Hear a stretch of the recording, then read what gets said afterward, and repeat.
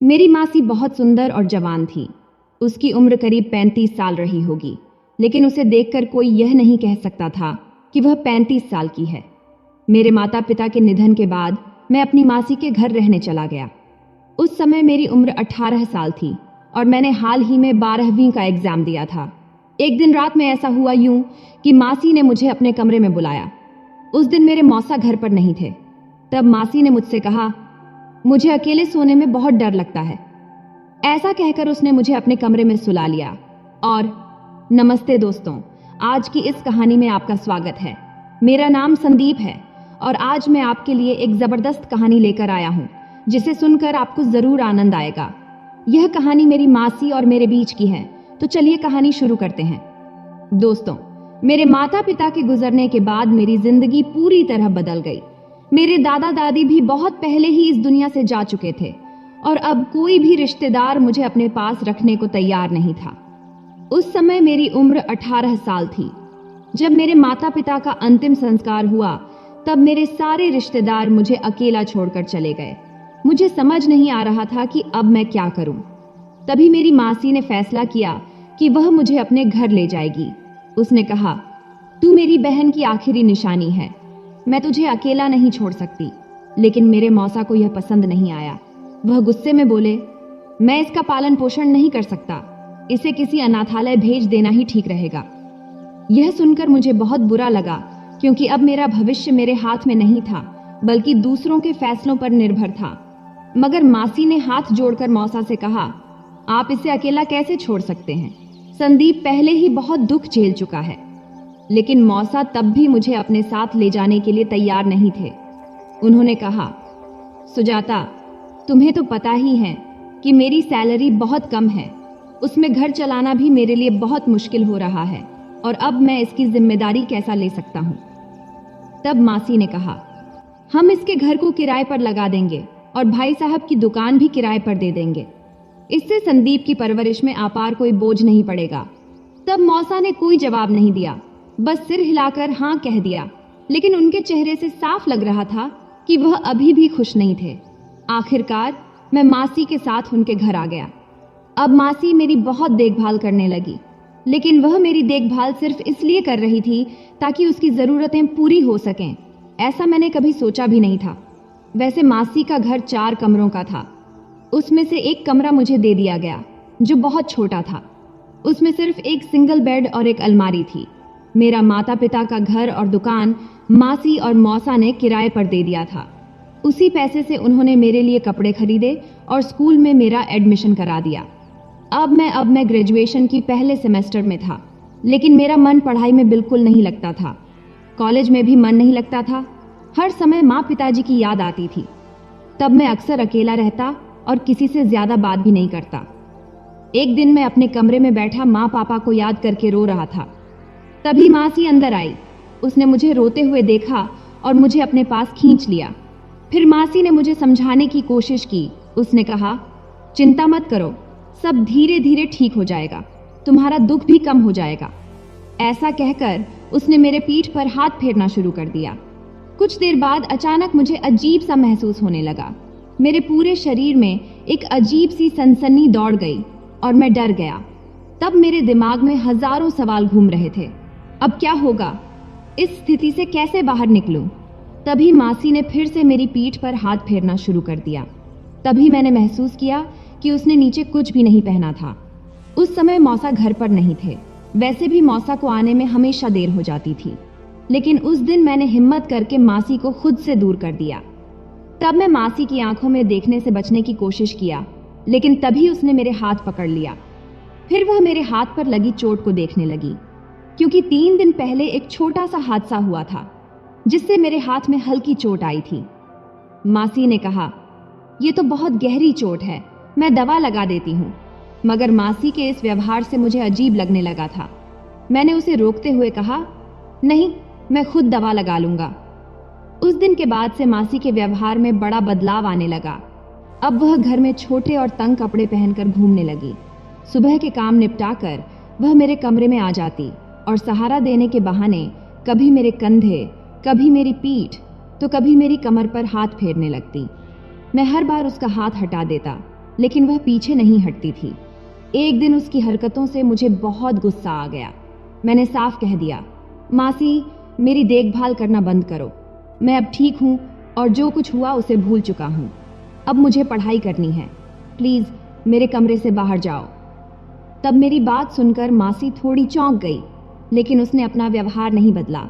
जाते जाते वह मुस्कुराकर बोली, संदीप आज रात तुम्हारे लिए चिकन बना रही हूँ, तुम्हें चिकन बहुत पसंद है ना?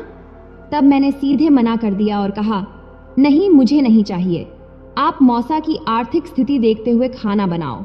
उन्होंने मुझे यहाँ रहने दिया, यही मेरे लिए बहुत बड़ी बात है, और मुझसे इस तरह की फरमाइशें मत करो। तब मैं गुस्से में बोल रहा था, लेकिन मासी ने मुझे शांत करते हुए कहा, तू मेरे लिए बहुत खास है, मैं तुझे कभी अकेला नहीं छोड़ सकती। तुम्हें चिकन पसंद है इसलिए बना रही हूँ। इतना कहकर वह कमरे से बाहर चली गई। रात को जब मौसा घर आए और टेबल पर चिकन देखें तो गुस्सा हो गए। फिर उन्होंने मासी से कहा, सुजाता मैंने तुमसे कहा था कि मेरी हालत के हिसाब से खाना बनाओ। मेरे पास इतने पैसे नहीं हैं कि मैं किसी को भी कुछ भी बनाकर खिला सकूं। तब मौसा की ये बातें सुनकर मुझे बहुत बुरा लगा। तभी मैं प्लेट में चिकन लेने ही वाला था, लेकिन उनके शब्दों ने मेरी भूख खत्म कर दिया। तभी मासी ने देखा कि मैंने चिकन की प्लेट अलग सरका दिया, तो इस पर वह बोली, संदीप बेटा तुम इनकी बातों पर ध्यान मत दो। फिर वह मौसा से बोली, ये चिकन तुम्हारे पैसों से नहीं बनी है, ये संदीप के घर और दुकान के किराए के पैसों से बनी है। यह सुनकर मौसा को और गुस्सा आ गया। उन्होंने कहा, अगर अब तुम इस तरह हिसाब रखने लगी हो तो ठीक है, ये चिकन मेरे पैसों से नहीं बनी तो मैं इसे क्यों खाऊंगा? इतना कहकर वह गुस्से में उठकर चले गए। तभी मासी ने गुस्से में कहा, तुम इस तरह का तमाशा क्यों कर रहे हो? मैंने कब कहा कि तुम इसे मत खाओ? तब मौसा गुस्से में अपने कमरे में चले गए। इधर मैं भी बहुत परेशान हो गया, क्योंकि एक तरफ मौसा मुझसे हमेशा गुस्से में रहते थे और दूसरी तरफ मासी मेरे साथ अजीब हरकतें करने का मौका ढूंढती रहती थी। अगर मौसा को यह पता चल जाता कि हमारे बीच ऐसा कुछ हो रहा है तो वह मेरे और मासी के साथ क्या करेंगे, ये सोचकर ही मेरे रोंगटे खड़े हो जाते थे। तब मैं ये सब सोचते हुए अपने कमरे की तरफ बढ़ा। तभी मासी ने मेरा हाथ पकड़ लिया और बोली, छोड़ो ना, उनका तो रोज का ही ड्रामा है, तुम बस बैठो, तुम्हारे लिए ही मैंने खास कर चिकन बनाई है। इतना कहकर उसने मेरे मुंह के पास एक कौर लाया और मेरी इच्छा न होते हुए भी मुझे उसे खाना पड़ा। फिर मैं खुद ही अपनी थाली में खाना लेने लगा। तभी मासी बोली, आज मैं तुम्हें अपने हाथों से खिलाऊंगी। फिर वह एक कौर मुझे खिलाती और दूसरा खुद खा लेती। तब उसकी नजरें अजीब तरह से मुझ पर थीं। वह मेरी मासी थी, लेकिन उसकी हरकतें देखकर मेरे मन में अजीब अजीब ख्याल आने लगे। तभी वह बोली, संदीप तुम्हें देखकर लगता ही नहीं कि तुम सिर्फ 18 साल के हो, बल्कि तुम तो किसी फिल्म के हीरो जैसे लगते हो। दोस्तों मासी भी किसी हीरोइन से कम नहीं थी, लेकिन उसकी हरकतें बहुत अजीब थीं। शायद इसी वजह से वह मुझसे इतनी करीब आने की कोशिश कर रही थी।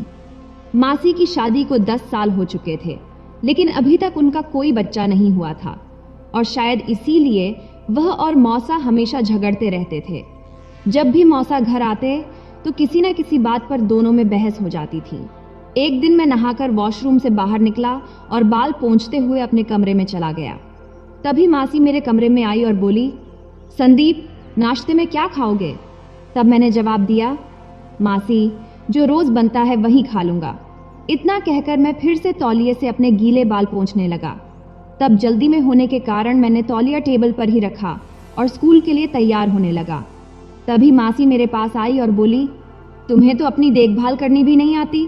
फिर उसने मेरा हाथ पकड़कर मुझे बेड पर बैठा दिया और खुद तौलिया लेकर मेरे बाल पोंछने लगी। तब मुझे यह सब बहुत अजीब लग रहा था, क्योंकि मैं अब छोटा बच्चा नहीं था कि मासी मेरे सारे काम करे। मैंने उसे रोकने की बहुत कोशिश किया, लेकिन तभी अचानक दरवाजा खुला और मौसा सीधे कमरे में आ गए। मौसा यह सब देखकर गुस्से में लाल हो गए।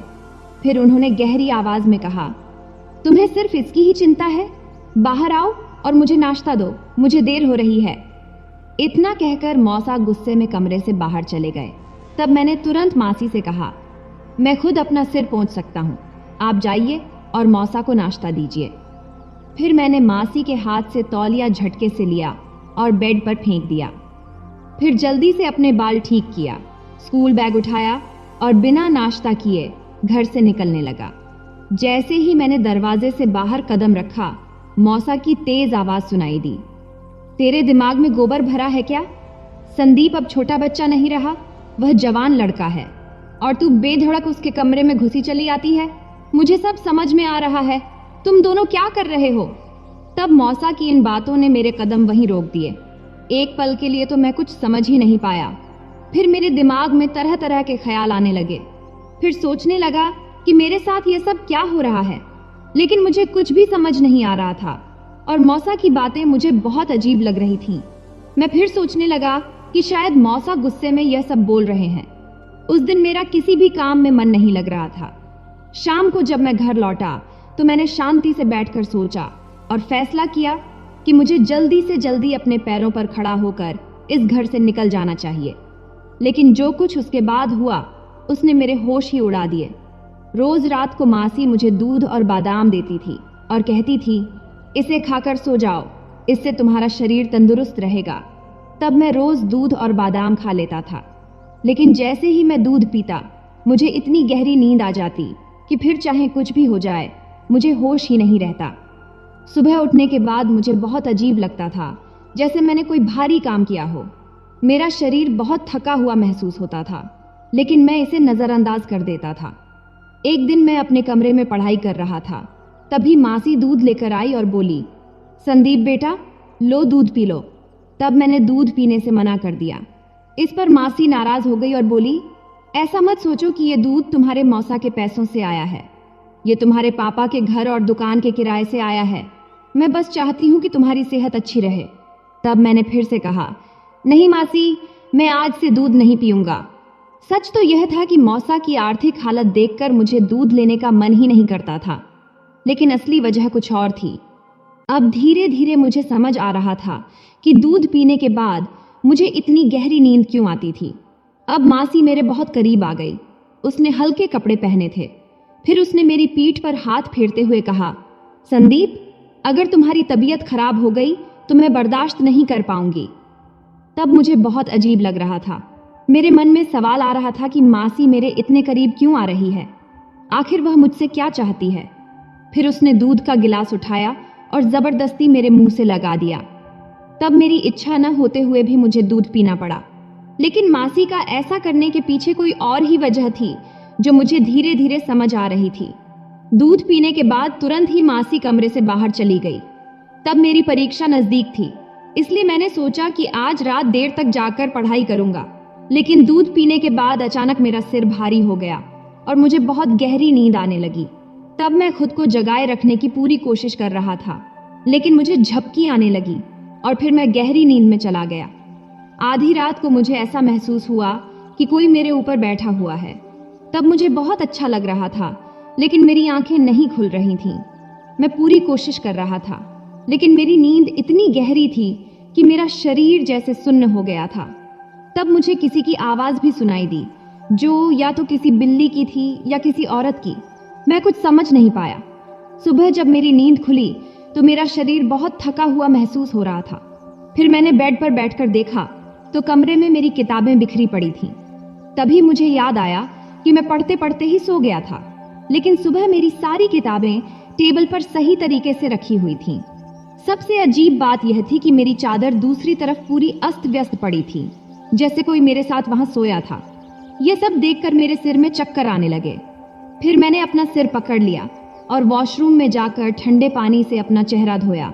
फिर मैं वापस कमरे में आया तो देखा कि मेरे बेड पर किसी का एक झुमका पड़ा था। तब मैं सोचने लगा कि रात भर मेरे कमरे में कौन था और ये झुमका किसका है। फिर मैंने झुमका उठाया और सोचते हुए वहीं बैठ गया। तभी अचानक दरवाजा खुला और मासी अंदर आई। तब वह बहुत घबराई हुई लग रही थी। उसके बाल भी गीले थे, जैसे उसने अभी अभी नहाया हो। तब मैंने जल्दी से झुमका अपनी मुट्ठी में दबा लिया। फिर मैंने पूछा, मासी तुम इतनी घबराई हुई क्यों हो? इस पर वह बोली, कुछ नहीं, बस तुम्हारी चादर ठीक करने आई थी। तब मैंने कहा, नहीं मासी, मैं खुद कर लूँगा, तुम चिंता मत करो। लेकिन उसने जिद की, नहीं मैं ही करूँगी। तब मैं थोड़ा शांत रहा। फिर उससे कहा, मासी कल रात मैं पढ़ते पढ़ते सो गया था। मेरी किताबें बिखरी पड़ी थीं, लेकिन सुबह सब कुछ सही जगह पर रखा था। यह सुनकर मासी के चेहरे का रंग उड़ गया। वह कुछ देर चुप रही, फिर हंसते हुए बोली, हाँ, मैं रात में तुम्हारे कमरे में आई थी और तुम्हारी किताबें टेबल पर रख दी थीं। तब मैंने आगे कुछ नहीं पूछा, लेकिन मेरे मन में बहुत से सवाल उठने लगे थे। तभी मेरी नज़र मासी के कानों पर गई। तब उसके एक कान में झुमका था, लेकिन दूसरे में नहीं। इस पर मैंने पूछा, मासी, तुम्हारा दूसरा झुमका कहाँ है? तब उसने तुरंत अपना कान छुआ और घबरा गई। फिर बोली, मुझे नहीं पता, शायद कहीं गिर गया होगा। यहाँ कौन चोरी करने आएगा? तब मैंने अपना मुट्ठी खोला और उसके सामने झुमका रख दिया। इस पर वह कुछ नहीं बोली, बस मेरी ओर देखती रही। फिर उसने मेरे गाल को हल्के से छुआ और कमरे से बाहर चली गई। अब मुझे मासी पर शक होने लगा था। मैंने उससे दूरी बनाना शुरू कर दिया, लेकिन मैं ज्यादा दिनों तक दूर नहीं रह सका। धीरे धीरे मासी की तबीयत खराब होती गई। उसे कुछ भी हजम नहीं हो रहा था और अब वह घर के काम भी नहीं कर पा रही थी। मौसा उसकी हालत देखकर बहुत परेशान थे। आखिरकार माउस उसे डॉक्टर के पास ले गए, लेकिन डॉक्टर ने जो कहा उसे सुनकर मौसा के होश ही उड़ गए। फिर मौसा मासी को घर लेकर आए और उस पर बहुत गुस्सा करने लगे। तब मैंने पहली बार मौसा को इतना गुस्से में देखा था। तभी मौसा चिल्लाकर बोले, तूने यह पाप कब किया? तेरे पेट में किसका बच्चा है? तूने मेरे साथ धोखा किया। तब मैं यह सब सुनकर चौंक गया। वैसे मासी पहले से ही बीमार थी और मौसा उस पर गुस्सा कर रहे थे। इसलिए मैंने उनसे कहा, मौसा, आपको दिख नहीं रहा कि मासी बीमार है और आप उस पर चिल्ला रहे हैं? तब मेरी बात सुनते ही मौसा ने मुझे जोर से थप्पड़ मारा और गुस्से से बोले, यह सब तेरी ही वजह से हुआ है। तुझे अपनी मासी के साथ ऐसा करते हुए जरा सी भी शर्म नहीं आई? यह सुनकर मेरे पैरों तले जमीन खिसक गई। मेरे हाथ पैर कांपने लगे। मैंने हिम्मत करके मौसा से कहा, आप क्या कह रहे हैं? मासी आपकी पत्नी है, वह गर्भवती है, तो आपको खुश होना चाहिए। आप तो इतने सालों से बच्चे की इच्छा कर रहे थे। अब जब आप पिता बनने वाले हैं तो फिर आपको खुशी क्यों नहीं हो रही? और मुझ पर शक क्यों कर रहे हैं? मासी मेरे लिए माँ जैसी है, मैं उनके साथ ऐसा कभी नहीं कर सकता। तभी मौसा गुस्से से बोले, नालायक, मैं बाप नहीं बन सकता, मेरे पास वो क्षमता नहीं है। यह सुनकर मैं सुन्न रह गया। तब मुझे लगा जैसे किसी ने मेरे सिर पर बम फोड़ दिया हो। तब मैंने फिर से कुछ बोलने की कोशिश किया, लेकिन तुरंत मौसा ने फिर से मुझे एक थप्पड़ मार दिया। उधर मासी अब भी कुछ नहीं बोल रही थी।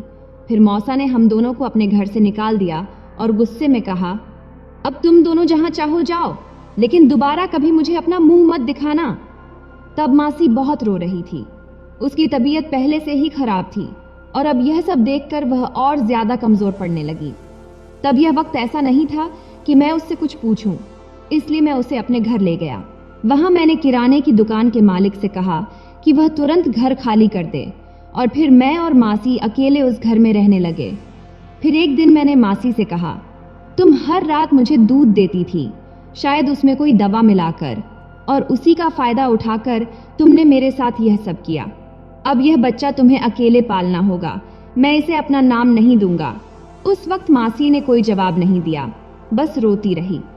अगले दिन मासी ने मुझसे कहा, संदीप, मैंने तुम्हारे साथ कुछ भी गलत नहीं किया और मेरे पेट में जो बच्चा है वह तुम्हारे मौसा का ही है। यह सुनकर मैं चौंक गया। फिर मासी ने आगे बताया, तुम्हारे मौसा को लगता था कि वह कभी पिता नहीं बन सकते, लेकिन अगर सही इलाज किया जाता तो उन्हें संतान हो सकती थी। मुझे यह बात पहले से पता थी, इसलिए मैं उन्हें बिना बताए दवा देती रही। दवा खाने के बाद उनके पिता बनने की संभावना बढ़ गई थी, लेकिन अगर मैं उन्हें सच बताती तो वह मुझ पर कभी विश्वास नहीं करते। और तुम्हें जो दूध देती थी उसमें सिर्फ नींद की दवा होती थी, ताकि जब मैं तुम्हारे मौसा से मिलूं तो तुम कुछ महसूस ना करो और चुपचाप सो जाओ। मैंने तुम्हारे साथ कुछ गलत नहीं किया, तुम तो मेरे बेटे जैसे हो। तब मासी मुझे यह सब बताते हुए बहुत रोने लगी। फिर मुझे उस पर विश्वास हो गया। फिर समय बीतता गया। फिर मासी ने एक प्यारा सा बेटे को जन्म दिया। फिर उसने मौसा को एक संदेश भेजा, यह बच्चा तुम्हारा ही है। अगर तुम्हें विश्वास नहीं है तो डीएनए टेस्ट करा सकते हो। अगर यह बच्चा तुम्हारा नहीं निकला तो मुझे तलाक दे देना, लेकिन अगर यह तुम्हारा निकला तो मुझे अपना लेना। फिर अगले दिन हम मौसा के पास गए और टेस्ट करवाया। फिर जो रिपोर्ट आई उसे देखकर मौसा अपना सर पकड़ के बैठ गए, क्योंकि उस रिपोर्ट से यह साबित हो गया था कि वह बच्चा मौसा की ही थी।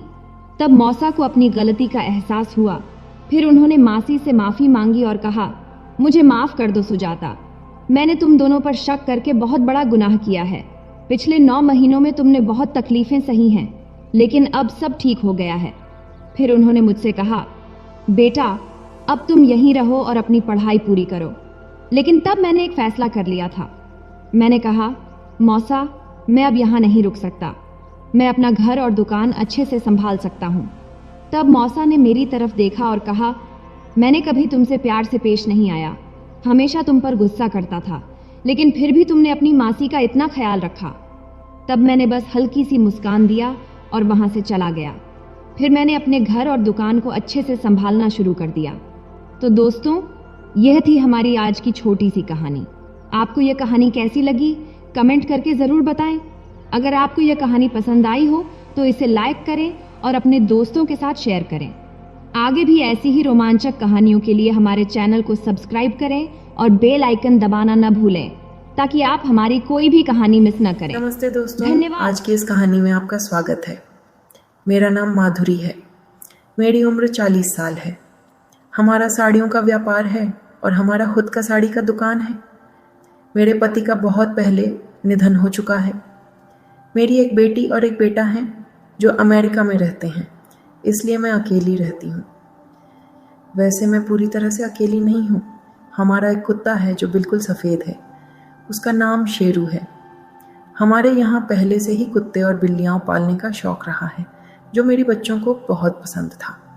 यह शेरू को भी मेरी बेटी ने ही ला कर दिया था। मेरी बेटी और बेटा दोनों मुझसे समय समय पर मोबाइल और इंटरनेट के ज़रिए बात करते रहते हैं, ताकि मुझे सहारा मिल सके। बाकी सब कुछ अच्छा है मेरे साथ। खैर, अब मैं और शेरू साथ रहते हैं। मेरा फ्लैट अच्छा है और गली के कोने में स्थित है। मैं दूसरे माले पर रहती हूँ।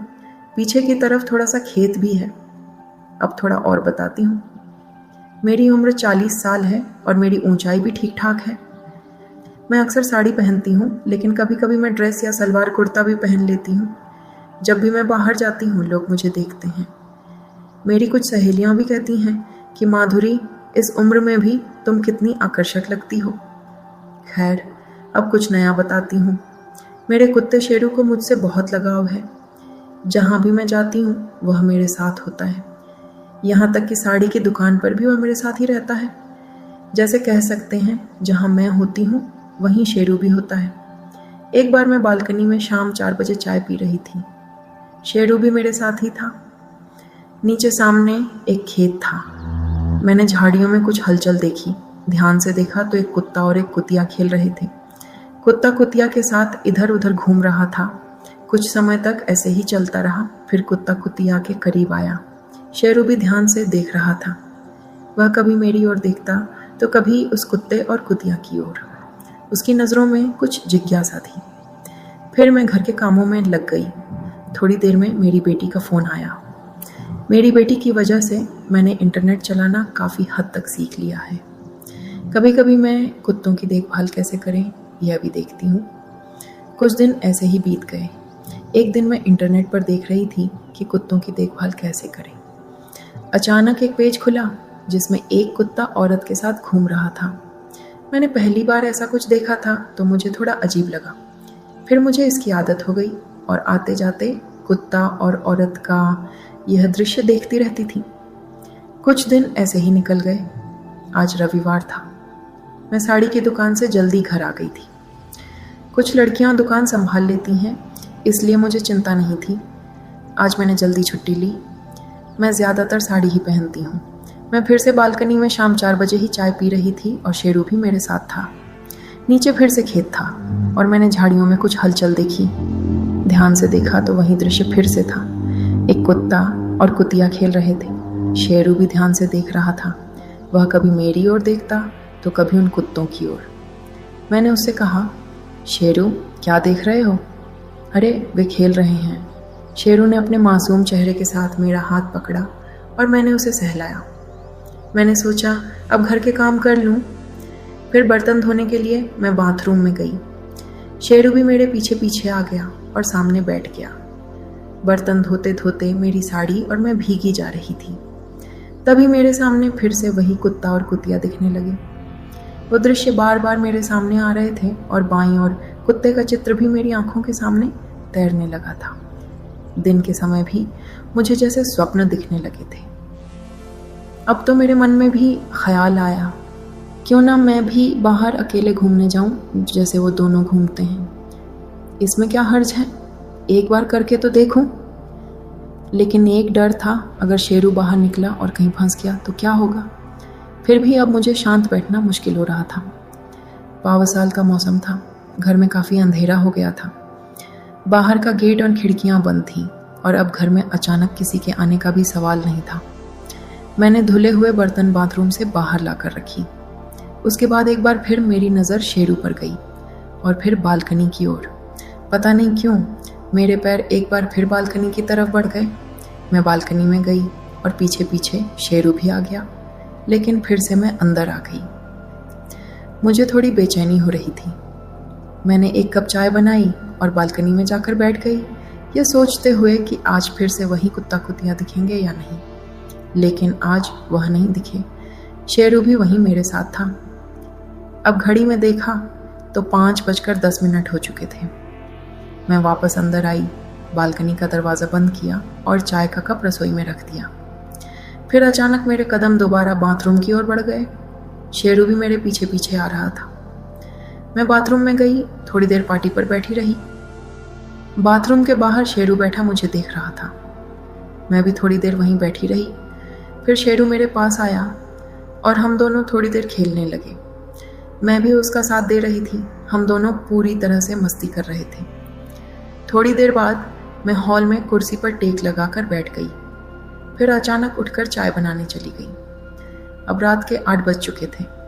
मैंने चाय का कप लेकर सोफे पर बैठ गई और मेरे मन में विचार आने लगे। आज मैंने सच में एक कुत्ते के साथ खेला। क्या यह सही था या गलत? लेकिन इसमें गलत क्या है? जो खुशी मैंने आज महसूस की वह पहले कभी नहीं की थी। मैं सोफे पर बैठी चाय के घूंट ले रही थी, लेकिन मेरे विचार चलते जा रहे थे। हर किसी को खुशी चाहिए होती है, मुझे भी और शेरू को भी। आज उसे भी एक हड्डी मिली और वह भी एक औरत की। ये सब सोचते हुए जब घड़ी में देखा तो रात के 10:20 हो चुके थे। मुझे याद आया कि मैंने खेलना शाम 5 बजे शुरू किया था और अब करीब 5 घंटा बीत चुका था। आज जो खुशी मैंने महसूस की वह पहले कभी नहीं की थी। पता नहीं क्यों आज मुझे खाना बनाने का मन नहीं था, तो मैंने बाहर से खाना मंगवा लिया। मुझे पता था कि हमेशा की तरह मेरी बेटी या बेटा मुझे वीडियो कॉल करेंगे, तभी मेरा खाना भी आ चुका था। मैं एक तरफ अपनी बेटी से वीडियो कॉल पर बात करने लगी थी और साथ ही खाना भी खा रही थी। शेरू भी मेरे पास बैठा अपना खाना खा रहा था। ठीक रात के 11:20 पर मेरे बेटे का वीडियो कॉल आया। हम करीब आधे घंटे तक बात करते रहे। अब रात काफ़ी हो चुकी थी। मैंने घर के सारे काम खत्म किए और सोचा कि थोड़ा इंटरनेट देख लूं। मैंने फिर से वही औरत और कुत्ते के चित्र देखने शुरू किए। 5-6 वीडियो देखकर मैंने घर की सारी लाइट बंद कर दी और फिर शेरू को आवाज़ लगाई। तब शेरू तुरंत उठकर मेरे बेडरूम में आ गया। फिर मैंने उसे बेड पर चढ़ने को कहा। शेरू उछलकर बेड पर आ गया और हम थोड़ी देर और खेले। फिर हम सो गए। अब मुझे अपनी ज़िंदगी में किसी साथी की कमी महसूस नहीं होती थी और मैं खुशी खुशी अपने घर में रहने लगी थी। अब जब भी समय मिलता है मैं अपनी बेटी और बेटे को घर बुला लेती हूँ। वे आते हैं, कुछ दिन रुकते हैं और फिर चले जाते हैं। घर में अब मैं और शेरू ही हमेशा रहते हैं, इसलिए हम मिलकर अपना अकेलापन दूर करते हुए खुशी खुशी रहते हैं। समय बीतता गया और मेरे और शेरू के बीच का बंधन और मजबूत होता गया। दिन भर वह मेरे साथ रहता था और जब भी मैं अकेलापन महसूस करती वह मुझे अपनी मासूम आंखों से देखता, जैसे वह जानता हो कि मुझे उसकी कितनी ज़रूरत है। अब वह मेरा सबसे करीबी साथी बन गया था। पहले जहाँ मैं अपने जीवन में अकेलापन महसूस करती थी, अब मुझे हर पल एक नया साथी मिल चुका था जिसके साथ मैं अपना समय बिता सकती थी। एक दिन मैं फिर से बालकनी में चाय पी रही थी। मौसम कुछ ठंडा था और हवा भी हल्की हल्की चल रही थी। शेरू भी मेरे पास बैठा था और वह फिर से नीचे खेत की तरफ देख रहा था। शायद उसकी नज़रें उसी कुत्ते और कुतिया को ढूंढ रही थीं। मैंने उसकी तरफ देखा और मुस्कुरा दी। मैंने उससे कहा, क्या शेरू फिर वहीं देख रहे हो? वह मेरी बात समझते हुए जैसे हल्का सा भौंका और मेरे पास आकर बैठ गया। उस दिन मैंने महसूस किया कि मेरा जीवन अब पहले जैसा नहीं था। अब मैं अपने अकेलेपन से नहीं डरती थी। शेरू के साथ बिताए हुए हर पल ने मुझे यह सिखाया था कि खुशी कहीं बाहर नहीं, बल्कि हमारे साथियों में, हमारे छोटे छोटे पलों में होती है। कुछ दिनों के बाद मेरे बच्चे भारत वापस आ गए। घर में फिर से रौनक आ गई। उनकी हंसी और शेरू की कूदफान से घर भर गया था। लेकिन इस बार मैं उनके जाने से दुखी नहीं थी, क्योंकि मुझे पता था कि अब मैं अकेली नहीं हूँ। शेरू मेरे साथ था और उसने मुझे हर उस खालीपन से भर दिया था जो पहले मुझे परेशान करता था। एक रात जब मैं शेरू के साथ खेलकर बिस्तर पर सोने जा रही थी, मैंने उसे प्यार से देखा। वह भी मुझे ऐसे देख रहा था जैसे कह रहा हो, मैं हमेशा तुम्हारे साथ हूँ। उस रात मैंने महसूस किया कि जीवन में चाहे कितने भी उतार चढ़ाव आएं, अगर हमारे पास एक सच्चा साथी हो तो सब कुछ आसान हो जाता है। अब हर दिन मैं और शेरू साथ में चलते हैं, चाहे वह खेत हो, बालकनी हो या फिर घर का कोई और कोना। वह मेरे हर पल का हिस्सा बन गया था और मैंने यह मान लिया था कि अब मुझे किसी और चीज़ की ज़रूरत नहीं थी। कहानी यहीं ख़त्म नहीं होती, क्योंकि मेरा और शेरू का साथ कभी ख़त्म होने वाला नहीं था। वह मेरा साथी था और मैं उसकी। इस तरह मेरा अकेलापन अब बीते समय की बात हो गई थी और अब मैं हर दिन नए अनुभव और नई खुशी के साथ जी रही थी। तो दोस्तों, ये थी हमारी आज की छोटी सी कहानी। आपको ये कहानी कैसी लगी कमेंट करके ज़रूर बताएं। अगर आपको ये कहानी पसंद आई हो तो इसे लाइक करें और अपने दोस्तों के साथ शेयर करें। आगे भी ऐसी ही रोमांचक कहानियों के लिए हमारे चैनल को सब्सक्राइब करें और बेल आइकन दबाना न भूलें, ताकि आप हमारी कोई भी कहानी मिस न करें। धन्यवाद।